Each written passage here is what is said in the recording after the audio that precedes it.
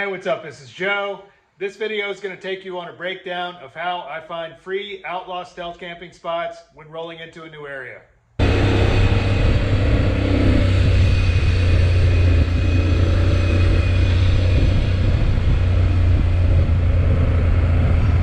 I'm back home in Virginia visiting with family and kind of making some preparations for my trip to the Philippines this winter.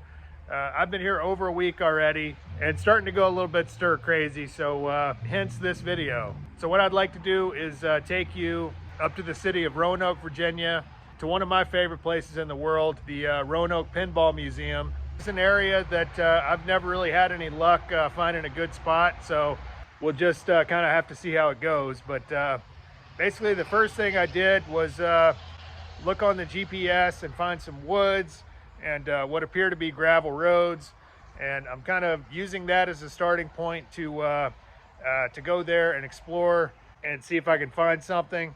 If I'm rolling into a new place, I like to first find a place to sleep, preferably 2 or 3 places to sleep, save them so I can come back to them later, and then I can just kind of go about my business. So let's hit the road.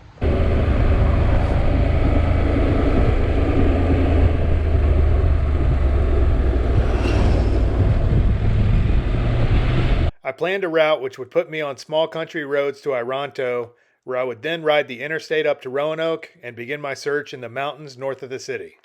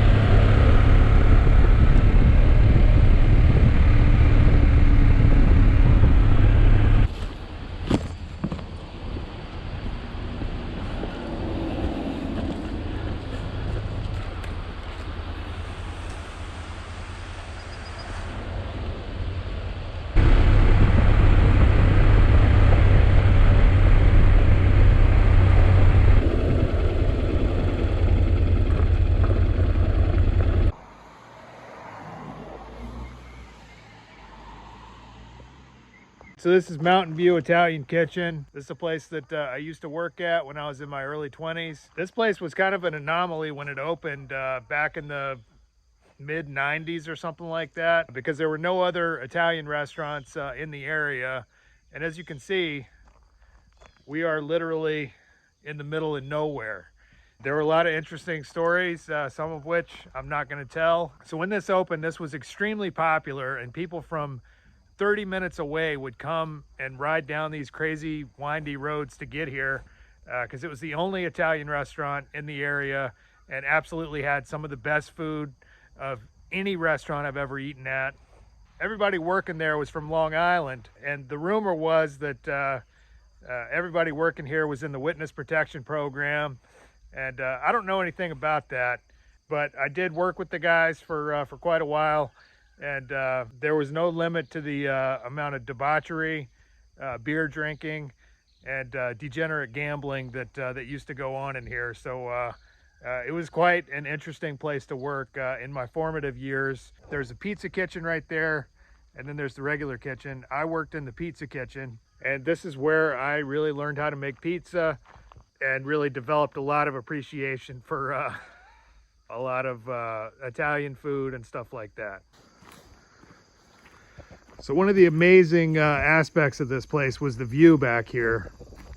And there's a huge plate glass window on that side of the building.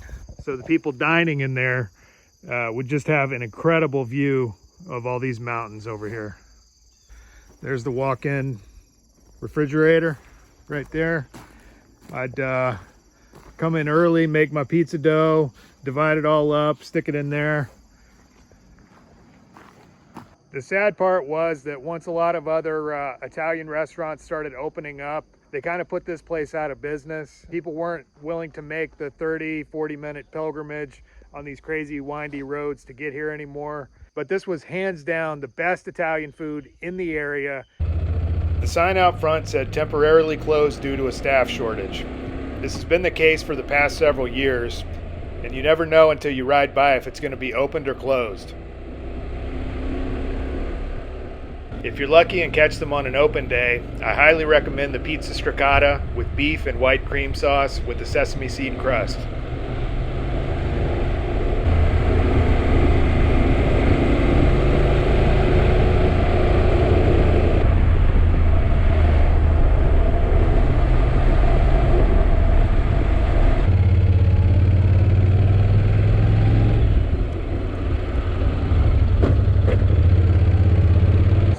Lancer's truck stop off of I-81.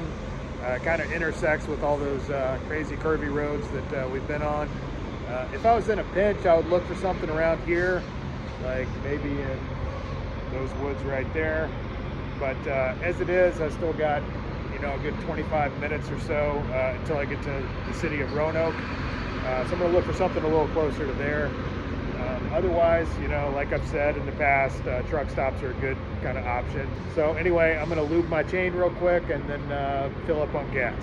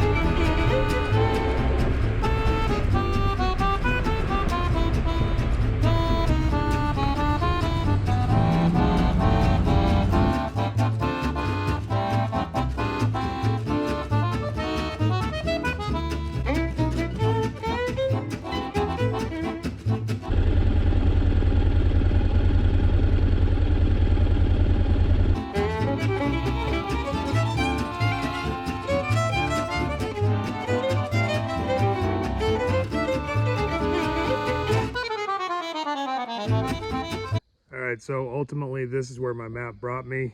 This is actually some kind of a nature preserve.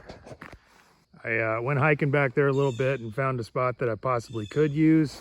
I don't really want to, and I could probably just barely squeeze through there if I have to. So I'm going to mark this on my map, and if I need to, I can come back. Like I said, I've never really had good luck finding good stealth camping spots around this area. So this is looking like it could be a possibly long day.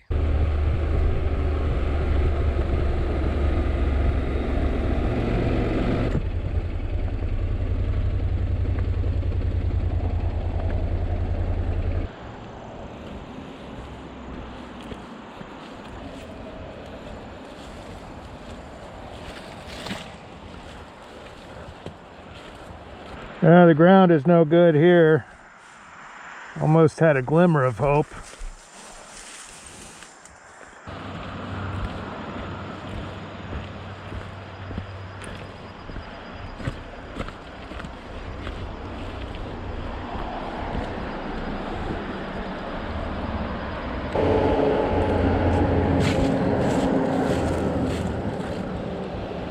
Lots of what looks like trout over there.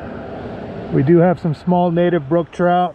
They are hard as hell to catch, but if you look at it up close, it's one of the most beautiful fish. I'm really not lucking out on finding anything good. That's not really a surprise, so back to the drawing board, I guess. Although this barn may appear worthy of further investigation, at the end of the day, it's just too close to this house.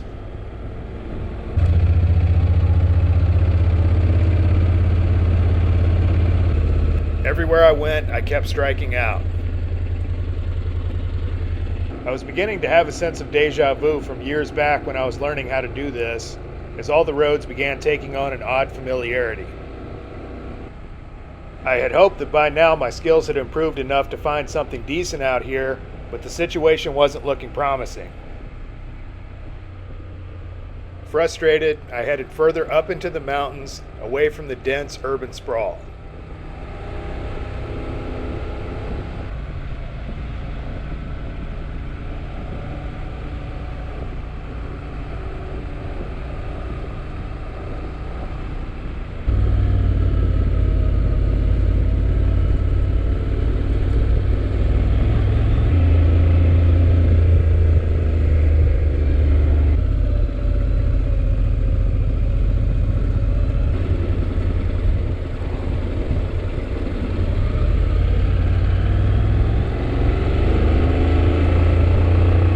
predicted, I am not having any luck at all. I knew this was going to happen. This particular section of the Appalachian Mountains is extremely jagged. If you look at it on a map, it's a bunch of steep ridges kind of running parallel. I've just never really had any success at all. At times like this, I find it best not to force it and just go about my day. I haven't eaten anything today. It's about time for a rotisserie chicken, so I'm gonna find a grocery store, try to relax, hit up the Pinball Museum, just forget about this for a minute and pick up the journey a little later in the day.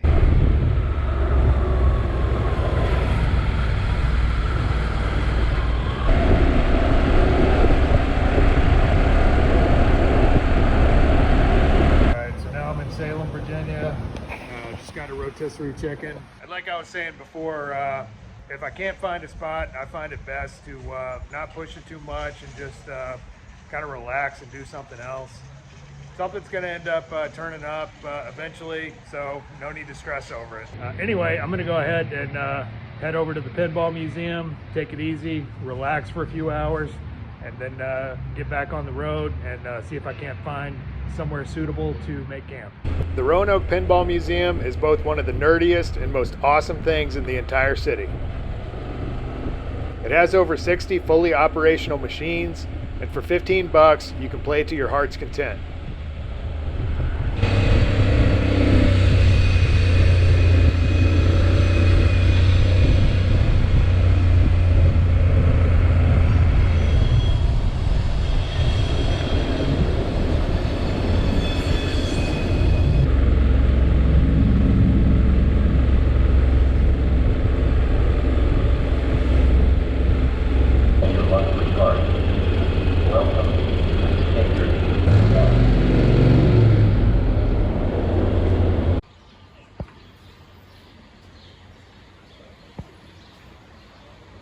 So this is the city of Roanoke. This used to be kind of the place to be back when we were in high school, and come up here for a lot of punk shows and generally raising hell.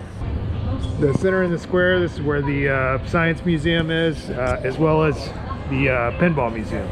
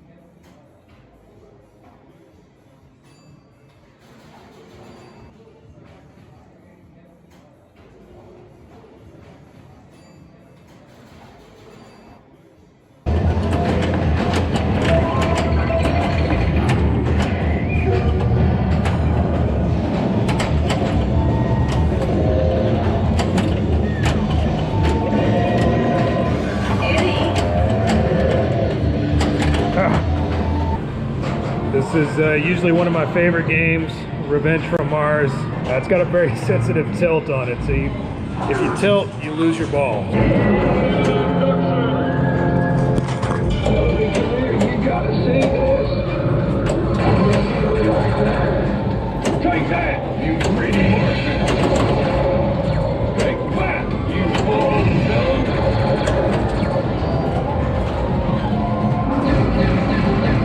This is really kind of the king right here. I think this is the best machine ever made.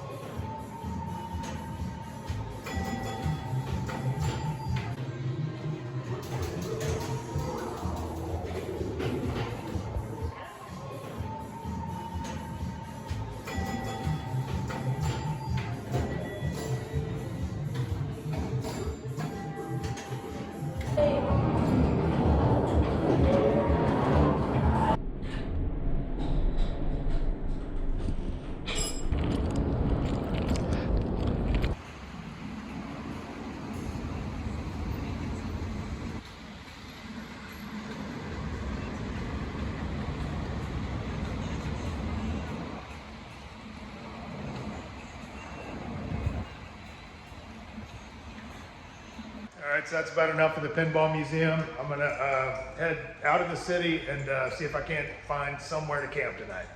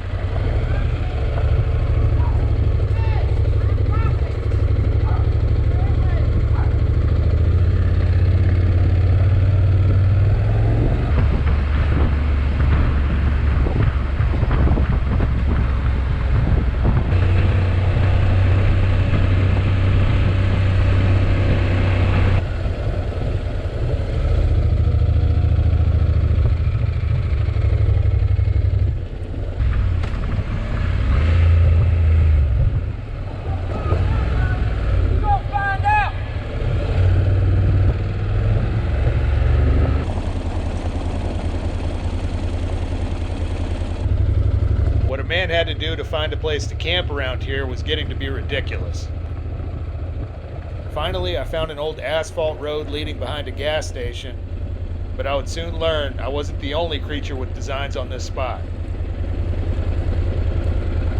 Alrighty, well, this looks like about as good as it's gonna get right here. I cleared out a little bit of a spot back here. So I'll be kind of under that tree. This is a lot closer to this gas station than I would like to be. The way things been going today, I better take what I can get. So definitely running a risk of getting kicked out of this place, but we'll see how it goes. The only other thing that sucks is it's right next to the highway, but I carry a set of silicone earplugs. Put those in and it shouldn't be bad, but hopefully I don't get kicked out of this place. So looky there, it looks like I got a little friend here. There's a black bear staring right at me. Let me grab my bear spray.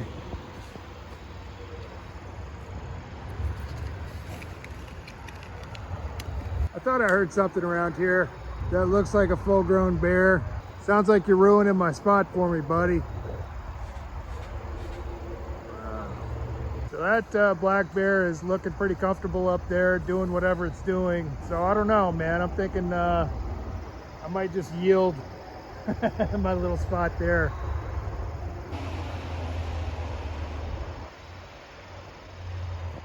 I got my bear spray. I really don't want to use it if I don't have to. That's kind of a shame because I've been looking pretty damn hard for a place to camp.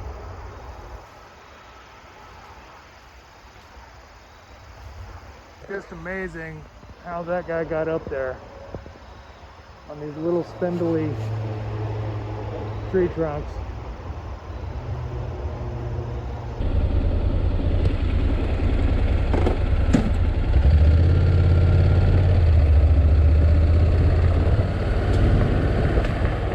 Between densely populated mountain ridges, blocked off roads, getting yelled at for trespassing, and now black bears in trees, the universe wasn't exactly conspiring to give me a free place to sleep. Just as I was losing the last bit of daylight, I noticed some kind of an abandoned warehouse off the highway. Yeah, I just basically found this abandoned warehouse, it looks like. A bunch of forklifts just left out to rot. I'm right next to the main road, so I'm gonna kind of scope this out and investigate. I'm always sketchy in nails, going through nasty abandoned stuff like this. Yeah, there's some stuff right there, nails.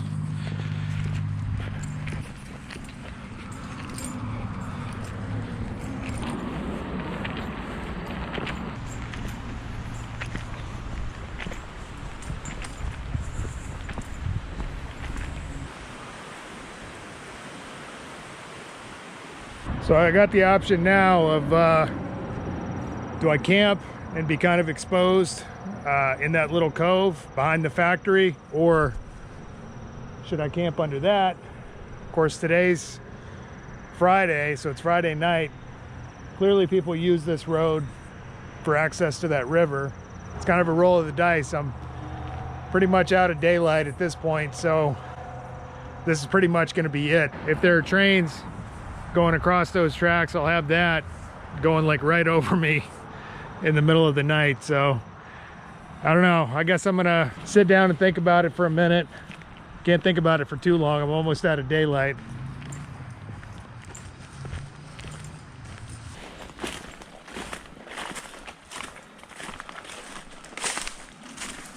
I could almost squeeze into here. I wonder if my tent would fit in there. See if my iPhone will pick it up a little better. I got kind of this dark little nook. I don't know, it's gonna be kind of tight, but it will be private. Ain't nobody coming back here, that's for sure. All right, screw it. That's looks like it's gonna be home for the night.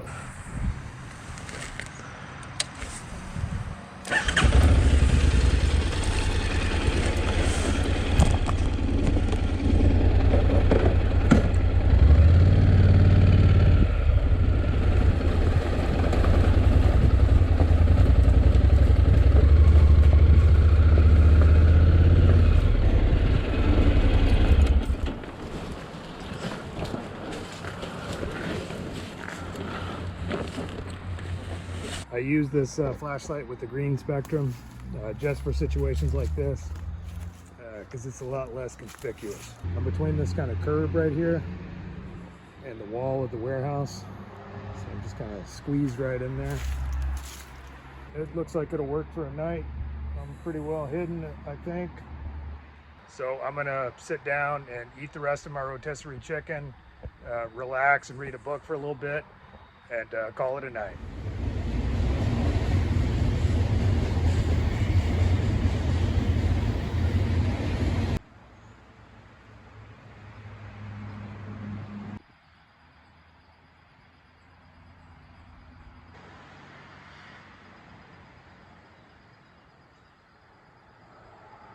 All right, home sweet home. So that whole adventure yesterday just goes to show you what a total pain in the ass it can be sometimes finding spots like this. But ultimately, at the end of the day, everything pretty much works out.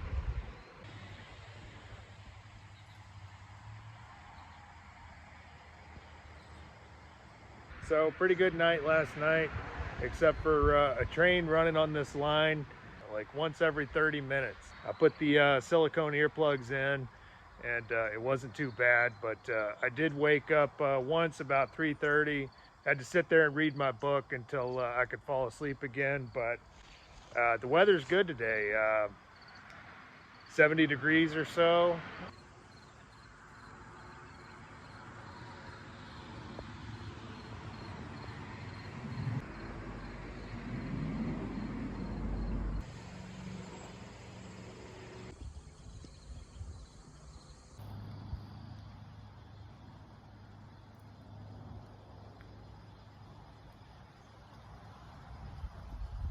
A guy just parked right there in a flatbed truck and was staring at me, so I'm gonna go ahead and slowly kind of get the hell out of here.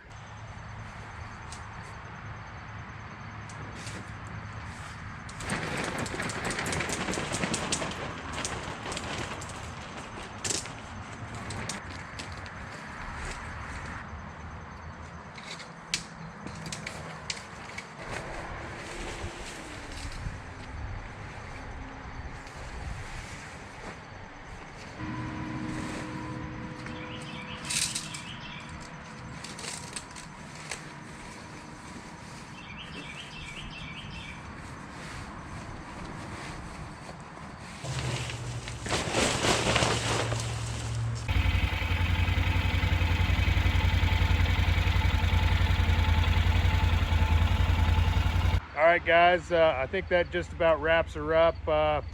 Thank you for coming along this little stealth camping adventure with me.